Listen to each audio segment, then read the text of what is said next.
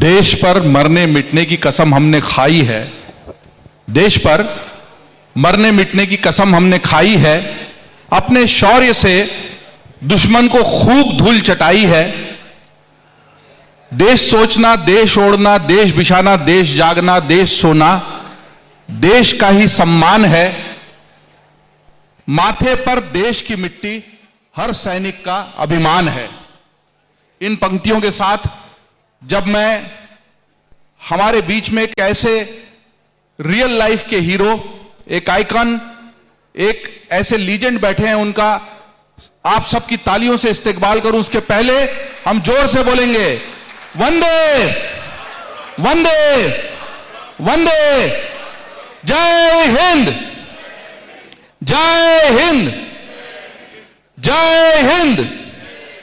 मुझे लगता है कि सभागार में इस जोश, इस ऊर्जा की इसलिए आवश्यकता है क्योंकि मंच पर मेरे साथ भारत माता के ऐसे सबूत हैं। Lieutenant general retired Rana Pratap Kalita ji, जिनका नाम किसी परिचय का मोहताज नहीं है। बादलों की छांव में और बादलों के गांव में कहलाने वाला राज्य असम, और उसकी एक जगह तामुलपुर, जिसका शायद नाम भी हम लोगों में से बहुत कम ने सुना होगा। उस तामुलपुर में जन्मे, रंगिया में पले बड़े और फिर उसके बाद ग्वालपारा के सैनिक स्कूल में उन्होंने प्रशिक्षण लिया और राष्ट्र सेवा के लिए वो यहीं, जहां अपनी जन्मभूमि असम से निकलकर कर्मभूमि उत्तराखंड में आए, देवभूमि उत्तराखंड में आए। कुमाऊं बटालियन, कुमाऊं रेजिमेंट से उनका संबंध रहा। अपनी जन्मभूमि से उनके कर्मभूमि के सफर पर उनसे बात करूंगा।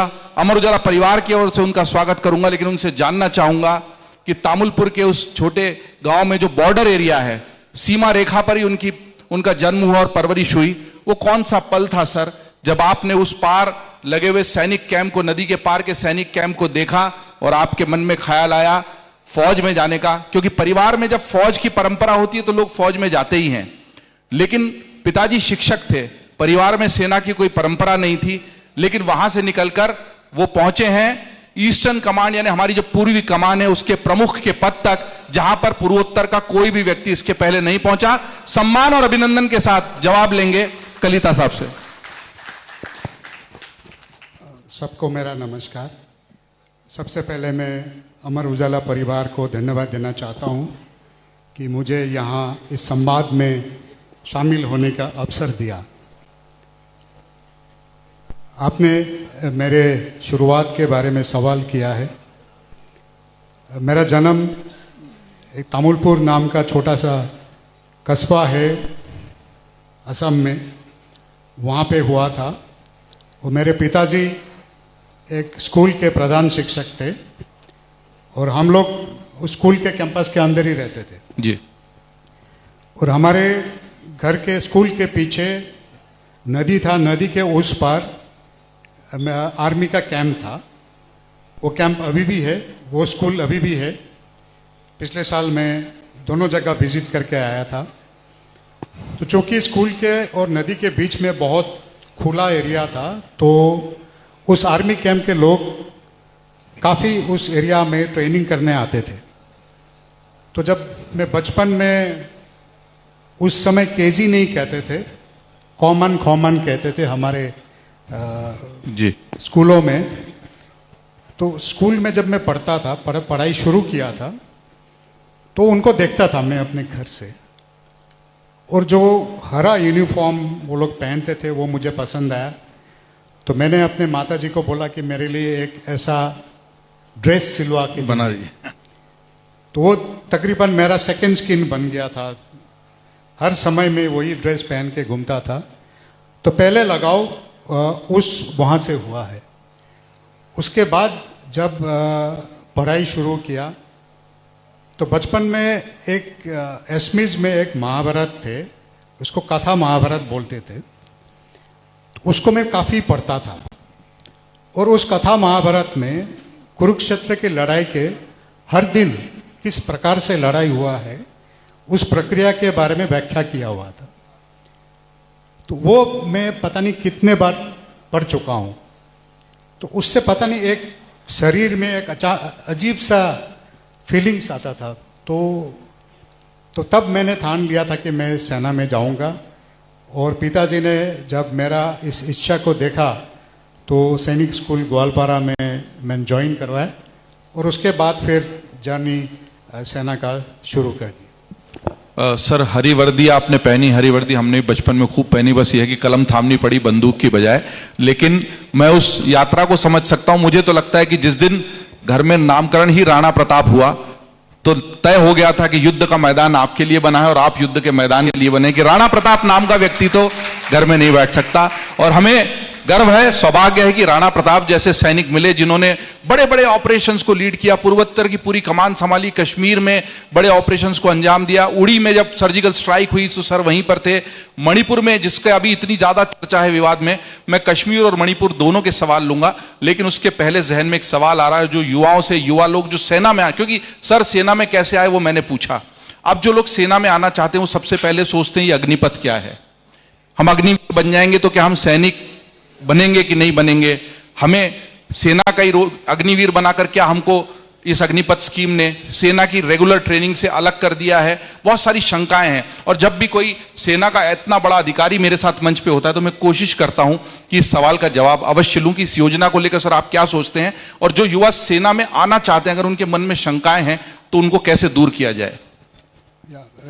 जरूर मैं जयदीप जी, मैं अग्निवीर स्कीम के बारे में बताऊंगा, लेकिन उससे पहले मैं 1 मिनट में उत्तराखंड के साथ मेरा क्या संबंध है उसके बारे में जरूर मैं आना चाहता था उस पर, लेकिन उसको पहले ले सकते हैं। मैं इतना ब्रीफ कर दूं कि सर जब भी उत्तराखंड के बारे में बात कर रहे थे, इसके पहले कल रात से बात चल रही है सर से लगातार, उनके चेहरे पर वो रोमांच, उत्तराखंड की धरती से, देवभूमि से उनका जुड़ाव देखा जा सकता है। यहीं पहले यहीं दोस्त हैं, यहीं के लोग जेओसीज उनको मिले।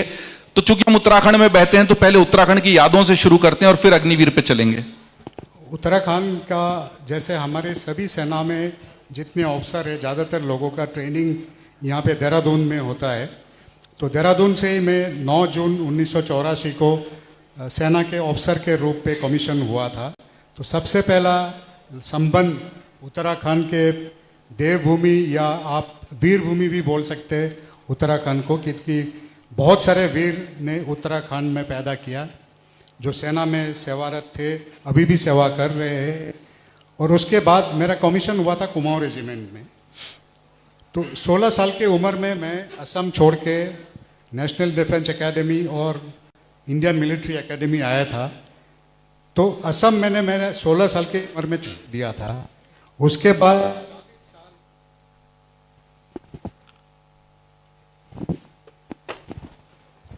सेना में 40 साल में एक तरफ से पल के जो बड़ा हुआ वो कुमाऊनी सोल्जर्स के साथ बड़ा हुआ। पूरी जिंदगी मैंने कुमाऊनी जवानों के साथ बिताया है। सेना का जो पहले सीख जो यूनिट में मिला वो मेरे कुमाऊनी भाइयों से मिला है, तो उनको मैं कभी भी नहीं भूल सकता हूँ। वो मेरा एक गहरा संपर्क है। सेवानिवृत्त होने के बाद पिछले साल 2025 को मैं पूरे कुमाऊं हिल्स में 1 हफ्ता वहाँ पे अल्मोड़ा, बागेश्वर, कौसानी, पिथौरागढ़, ये हर जगह पे घूम के जिन लोगों के साथ मैंने यूनिट में काम किया था उन सब के पास जाके मैंने उनको अपना श्रद्धा किया, उनको अपने श्रद्धा जनाया, क्योंकि उन्होंने जो मैं आज हूँ वो उनके वजह से हूँ। तो उनको मैं कभी भी नहीं भूल सकता हूँ। तो ये मेरा उत्तराखंड के साथ जो संबंध है। और रही बात अग्निवीर जो अग्निपथ स्कीम के बारे में, देखिए अभी 4 साल के लगभग हो चुका है और जो पहला बैच जो अग्निवीर के जो शामिल हुआ था वो इस साल के आखिर में या अगले साल के शुरुआत में उनका जो 4 साल का कॉन्ट्रैक्ट है वो खत्म हो जाएगा। तो कोई भी नया स्कीम हो उसको संभलने में थोड़ा वक्त लगता है, थोड़ा समय लगता है, और हमेशा लोगों के दिमाग में एक एप्रीहेंशन रहता है नए स्कीम के बारे में। जब वो ट्रांसफॉर्मेशनल चेंज लाता है, कुछ बदलाव लाता है, तो नए स्कीम के बारे में हमेशा कुछ एप्रीहेंशन रहता है कि ये लोगों के, देश के हित के लिए है या नहीं है, लोगों के हित के लिए है या नहीं है। लेकिन मैं समझता हूँ कि हमें थोड़ा समय देना चाहिए अग्निवीर स्कीम को। 2-3 साल हमको इंतजार करके देखना पड़ेगा कि जो लोग 4 साल का कॉन्ट्रैक्ट पूरा करके बाहर निकले, क्योंकि उनके लिए ऑप्शंस बहुत जनरेट किया हुआ है, उनके स्किलिंग के लिए, उनका रीएम्प्लॉयमेंट के लिए, एंटरप्रेन्योर करके उनको बढ़ने के लिए एक लमसम अमाउंट भी दिया जाएगा। किस प्रकार का दिशा वो लोग लेते हैं फौज से रिलीज होने के बाद, उसके बाद अगर हमको कहीं इस स्कीम में मिड कोर्स करेक्शन देना पड़े तो वो देना बहुत जरूरी होगा। महत्वपूर्ण बात आपने कही, पहला बैच जब आएगा 4 साल बाद, और वो सीमा पर नहीं तो सीमा के भीतर देश की सेवा में अलग अलग जगह सिक्योरिटी फोर्सेस में और पैरामिलिट्री फोर्सेस में उनके लिए रिजर्वेशन रखा गया है, वो सरकार ने व्यवस्था की। लेकिन वो कैसे होता है हम लोग भी उसको ऑब्जर्व करेंगे। सीधे आता हूं सर, कश्मीर पर बहुत लंबा वक्त बीता। कश्मीर हमेशा से हमारे लिए एक समस्या का कारण बना रहा। सेना को बहुत लंबे समय तक वहां रहना पड़ा। अभी भी ये 370 लगी। हम सब अच्छा मान रहे थे, फिर भी पहलगाम जैसा हमला हो गया। आप तो उड़ी पर कैंप पर अटैक हुआ, उसके बाद सर्जिकल स्ट्राइक वाले ऑपरेशन में भी थे। उस सर्जिकल स्ट्राइक पर एक फिल्म भी बन चुकी है, बहुत कुछ फिल्म में आया, बहुत कुछ खबरों में आया। आप तो खुद वहां भीतर थे, ऐसा क्या था जो सामने नहीं आया?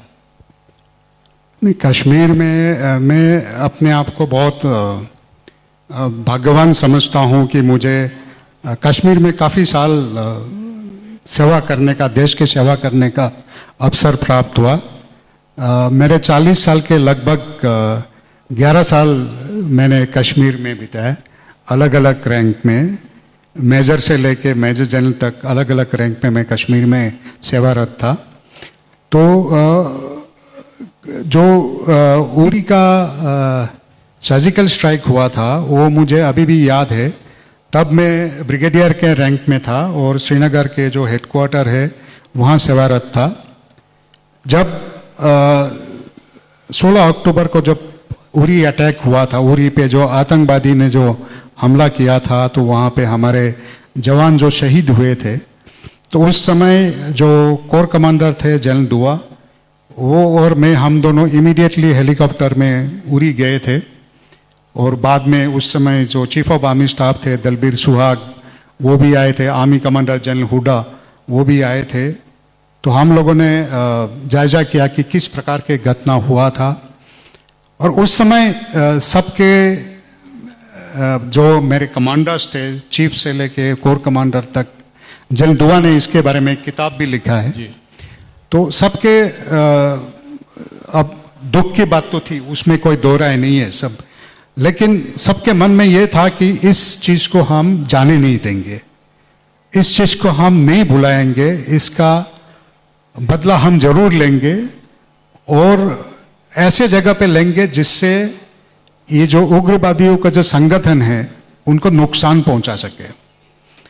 तो कुछ एक तैयारियां हम लोगों का पहले से कर रहे थे हम लोग, क्योंकि सेना में हम लोग हर एक कॉन्टिंजेंसी के लिए हमेशा अपने आप को तैयार करते हैं।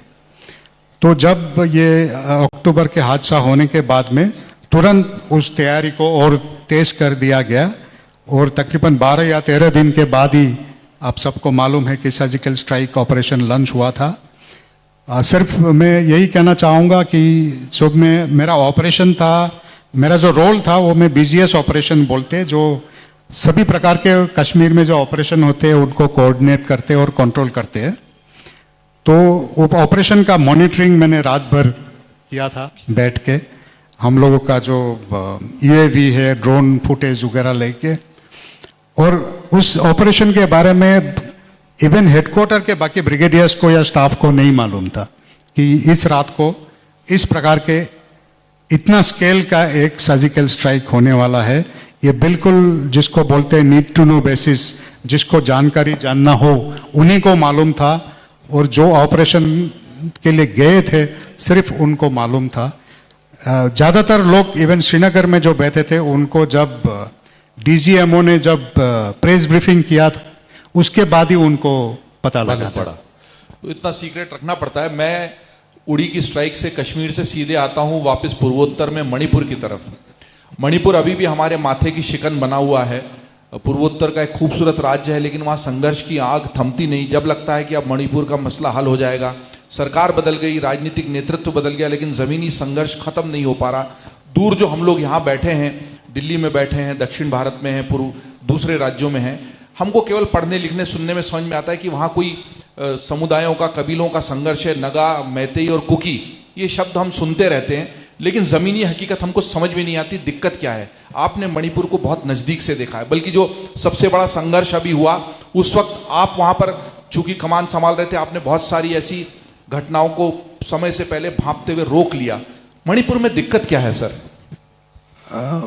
मेरे ख्याल से जब मैं ईस्टर्न कमान में था तो कोई भी सवाल मेरे से सवाल करते थे तो मेरा जवाब एक ही रहता था कि नॉर्थ ईस्ट में सबसे कॉम्प्लेक्स स्टेट मणिपुर है।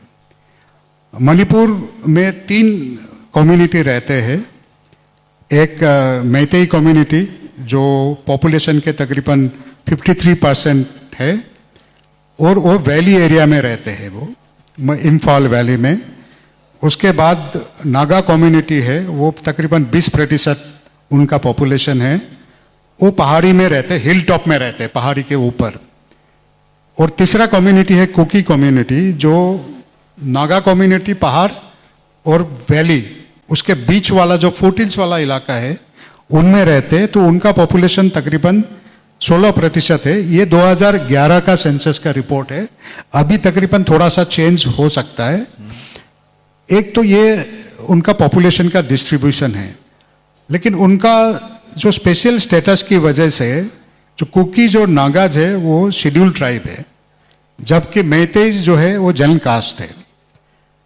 और मैतेईज जिस इलाके में रहते हैं 53% पॉपुलेशन, वो मणिपुर के सिर्फ 10% के इलाके में वो रहते हैं, जबकि जो बाकी जो नागाज और कुकीज है जो 46% पॉपुलेशन है उनके कब्जे में 90% ऑफ द लैंड है।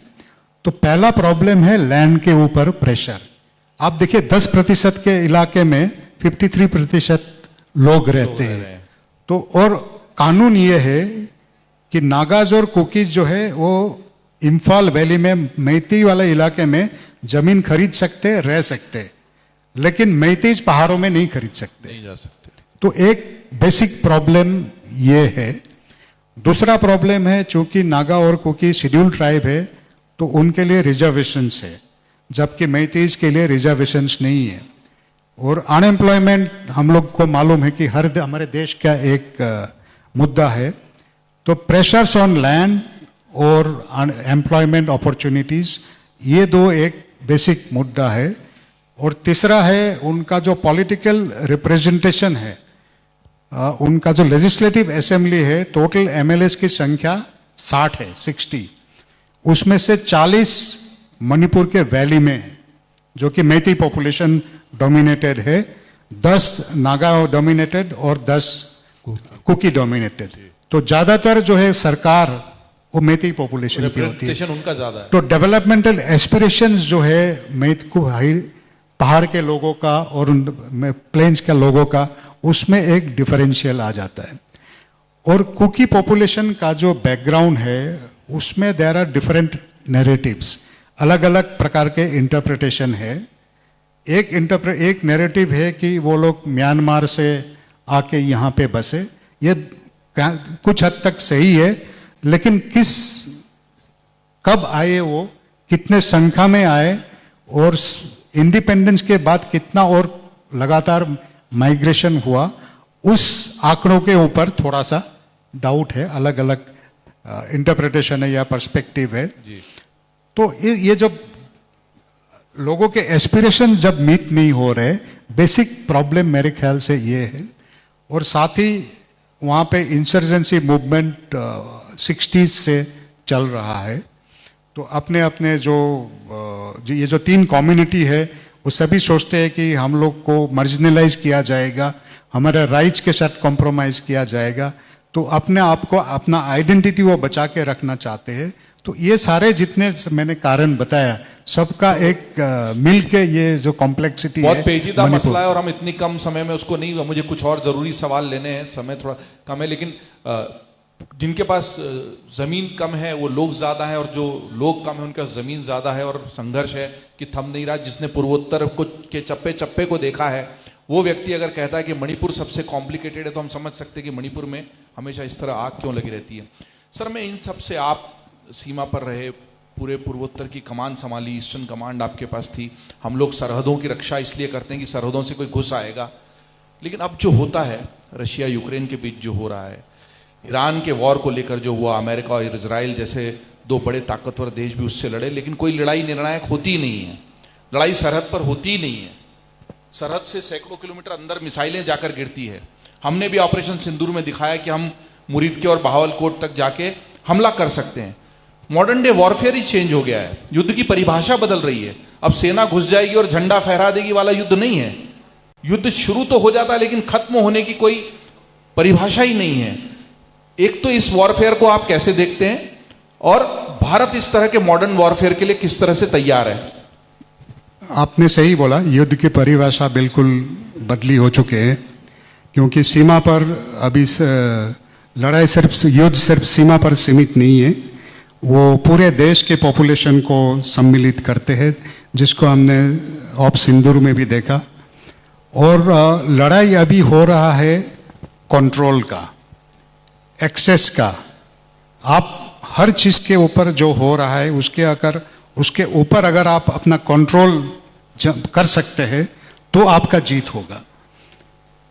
अभी फिजिकल डिस्ट्रक्शन के साथ साथ आपके psychological warfare, information warfare, battle of narrative, आप भले ही सिंदूर में हम सब ने देखा कि भारत ने किस प्रकार से पाकिस्तानी इंफ्रास्ट्रक्चर को डैमेज किया था, लेकिन पाकिस्तान ने भी उसमें अपना सफलता या विजय का घोषणा किया था, उस टाइप का नैरेटिव ड्राइव किया था। तो लड़ाई का जो प्रक्रिया है, अभी जो कंट्रोल है स्पेस के ऊपर या दिमाग के ऊपर, माइंड के ऊपर जो कंट्रोल है, वो डिसाइड करेगा कि कौन सा पक्ष लड़ाई जीत रहा है। जो हम अभी यूएस या ईरान युद्ध में भी हमको वो देखने मिल रहा है। ये एक समय के अभाव के वजह से मैं ज़्यादा विस्तार से नहीं बोल पाऊंगा, लेकिन भारत या भारतीय सेना भविष्य के लड़ाई के लिए तैयारी कर चुके हैं या कर रहे हैं। ये एक कॉन्टिन्यूअस प्रोसेस है। इसके लिए एक तो नया टेक्नोलॉजी हमें एडॉप्ट करना पड़ेगा, जिसके लिए भारत ने बहुत सारे, हमारे देश ने, सेना ने पॉलिसीज एडॉप्ट किया है, जो कि आत्मनिर्भरता को बढ़ावा दे रहे हैं, और निश टेक्नोलॉजी जो क्रिटिकल टेक्नोलॉजी है उसको खुद ही डेवलप करने के लिए कोशिश कर रहे हैं। और साथ ही कुछ स्ट्रक्चरल चेंजेस भी हमें रीऑर्गेनाइज करने के लिए जरूरी है, जिसके वजह से हम लोग हमेशा बात करते हैं थिएटराइजेशन, जो जॉइंटनेस या इंटीग्रेटेड थिएटर कमान बनने के बाद जो जॉइंटनेस है, इंटीग्रेशन को बढ़ाएगा। तो इस प्रकार से रीऑर्गेनाइजेशन और एडॉप्टेशन ऑफ न्यू टेक्नोलॉजी, और हमें किस भविष्य के युद्ध हमारे किस किस के साथ होने का चांस है और किस प्रकार के युद्ध होगा, उसको हमको एनालाइज करके उसके लिए हमें तैयार रहना पड़ेगा। और मेरे ख्याल से जिस रास्ते में हमारे सेना या देश चल रहा है वो बिल्कुल सही रास्ता है। हमें एक बहुत बड़े सेना के अधिकारी जिन्होंने सेना को करी और अभी भी बहुत सारे उपक्रमों से जुड़े हैं, उन्होंने ये आश्वस्त किया है कि हम सही दिशा में हैं और हम उस युद्ध के लिए भी तैयार हैं जो सरहदों पे नहीं, कोई सेना नहीं उतरती, कोई पैदल सैनिक नहीं उतरता, फिर भी युद्ध चलता है, दूर दूर से मिसाइलें चलती हैं, लेकिन वो हमें आश्वस्त करते हैं कि भारत तैयार है। समय का इशारा हो चुका है, लेकिन फिर भी मेरा आखिरी सवाल जिसके साथ मैं इस सत्र को विराम देना चाहूंगा सर, ये आप जो पूरा मामला हुआ ईरान वाला, आपने चीन को करीब से देखा है, हमारे दुश्मन के रूप में बॉर्डर पे प्रोटेक्ट किया है, लेकिन अचानक पाकिस्तान पीस कीपर जो आतंकवाद का सबसे बड़ा पोषक है, आतंकवाद का मददगार है, आतंकवाद का पनाहगार है, वो इतने बड़े इंपॉर्टेंट मौके पर पीस कीपर की भूमिका में कैसे निभा देता है? एक फौजी के रूप में आप कैसे देखते हैं इसको?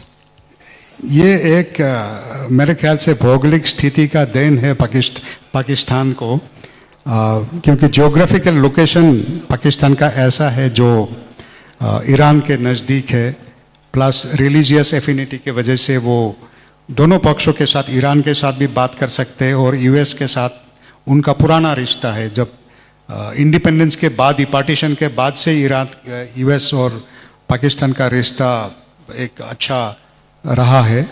तो मेरे ख्याल से भौगोलिक स्थिति की वजह से और ईरान के साथ जो उनका रिलीजियस एफिनिटी है, सिमिलरिटी है, उसके वजह से वो मीडिएटर का काम करने का अवसर मिला है। ये अच्छी बात है अगर लड़ाई खत्म हो, मीडिएशन चाहे कोई भी करे, लेकिन पूरी दुनिया के लिए, क्योंकि पूरी दुनिया के इकोनॉमी वो जो ऑयल के जो सप्लाई है हार्मुज स्ट्रेट से, उसके ऊपर डिपेंडेंट है, तो लड़ाई खत्म होना चाहिए, वो हम सबके प्रायोरिटी। एक फौजी थोड़ा डिप्लोमेटिक भी हो सकता है, ये मुझे सर से समझ में आया, लेकिन मैं उनकी इस कला को भी सैल्यूट करता हूं, सलाम करता हूं। जोरदार तालियां, अभिवादन, अभिनंदन राणा प्रताप कलिता जी का, और बोलिए भारत माता की, भारत माता की, भारत माता की। कलिता जी का बहुत बहुत धन्यवाद अमर उजाला के संवाद में आने के लिए। बहुत बहुत शुक्रिया सर। और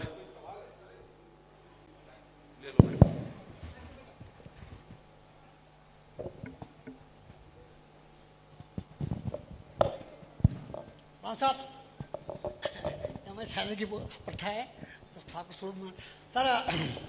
अभी हमारे जनरल साहब हमसे काफ़ी सीनियर वो हैं। मैं ऑनर कैप्टन आलम सिंह भंडारी, वैसे ऑनर कैप्टन आलम सिंह भंडारी, मेरे को भी साहब पेंशन आए हुए 32 साल हो गए अभी। तो अभी थोड़ा सा, जैसे अभी आपने बोला अग्निवीर के बारे में, सरकार ने जो भी नई खोज की है उसको हमको मानना पड़ेगा और वो सही होगा जो भी है। पर थोड़ा ऐसा है साहब, आप तो जानते ही हो कि हम जब फौज में थे, खुद मैं था, और लास्ट जेसर रैंक तक हम बोलते थे कि साहब आपका सूट क्या होती है, ठीक नहीं हो रहा है, या आपका ठीक नहीं हो रहा है। अब मतलब जो भी है, और 4 साल का जो सिपाही बन के आएगा उसके अंदर क्या क्या कमियाँ होंगी वो तो अलग बात है। दूसरी बात सर, मैं खुद 71 की लड़ाई में, उसमें मेरे को 3-4 साल हो रहे थे, और मैं हम लोग ढाका तक बरहमपुर जो कलकत्ता के पास में है, वहाँ से हमने एडवांस किया था उस ज़माने में। और सर मेरे ख्याल से 7 अटैक मारे थे हमने, मैं खुद उसमें सिपाही था, 7 अटैक मारे हमने। और लास्ट में मेरे साथ ढाका तक जो हार्डिंग ब्रिज है, तो अभी साहब सुन के है कि नहीं, ठीक है। तो अब उसमें हमारी जज्बा था कि हमने यूनिट, सवाल मेरा ये है, यूनिट के लिए मरना है, यूनिट के लिए हमारा और शान आन बान, हम अपने यूनिट को समझते थे, क्योंकि हमें मालूम के 15 साल हमने इसमें रहना है। हालांकि हम लोग 30 साल रहे।